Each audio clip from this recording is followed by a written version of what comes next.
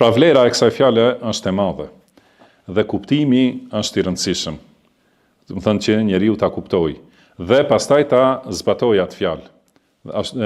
Prandaj ai njeri që e kupton fjalën e tauhidit, edhe domethënien e saj, ai nuk i lutet askujt përveç Allahut dhe nuk bën kurban për askën përveç se për Allahun.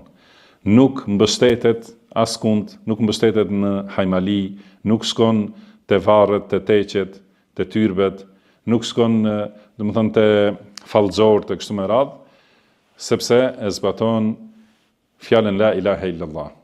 Dhe për këtë ka thënë Allahu subhanahu wa ta'ala, "Qul inna salati wa nusuki wa mahyaya wa mamati lillahi rabbil alamin la sharika lah."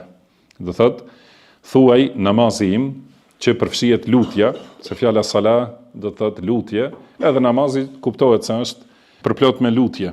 Pra çdo lutje imja dhe namazi im dhe kurbani im dhe e gjithë jeta ime dhe vdekja ime janë vetëm për Allahun, Zotin e të gjitha krijesave, Zotin e botës, la sharika lahu, i cili nuk ka ortak dhe nuk ka të barabartë.